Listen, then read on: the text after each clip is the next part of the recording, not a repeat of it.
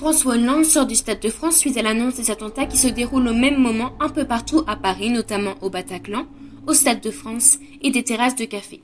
Vers 21h50, le président est dans la rue de la Coquerie alors qu'il voulait rejoindre un point de presse pour informer la population de l'enfer que vit la capitale. Ce dernier meurt sur le coup dans une explosion qui se déroule lors de son passage.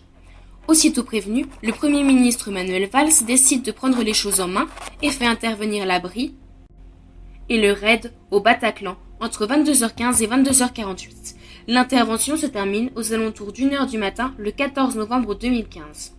Suite à ces événements tragiques, le président du Sénat, Gérard Larcher, est annoncé président de la République par intérim en attendant les prochaines élections. Il choisit d'effectuer un deuil national pour rendre hommage à François Hollande, mais également à toutes les victimes qui ont péri durant la nuit du 13 au 14 novembre 2015.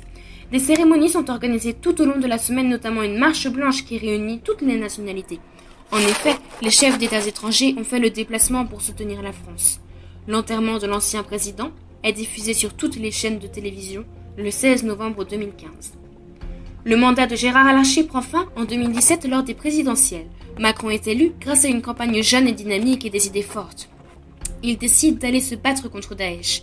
C'est ainsi qu'il réussit à faire tomber les derniers terroristes restants. Désormais, le terrain est vierge, plus personne ne dirige le pays. La France décide donc de s'approprier la Syrie. De plus, tous les autres pays occidentaux tels que les États-Unis, l'Italie, l'Espagne et l'Allemagne soutiennent la France et partent en Syrie afin d'aider leurs alliés. Néanmoins, le monde oriental voit d'un mauvais œil le fait que la France occupe leurs terres. C'est pourquoi les Orientaux décident de s'unir avec la Russie et la Turquie et déclarent la guerre à la France pour défendre la Syrie. Des tensions apparaissent entre l'Occident et l'Orient. Et c'est ainsi que débute le début de la Troisième Guerre mondiale.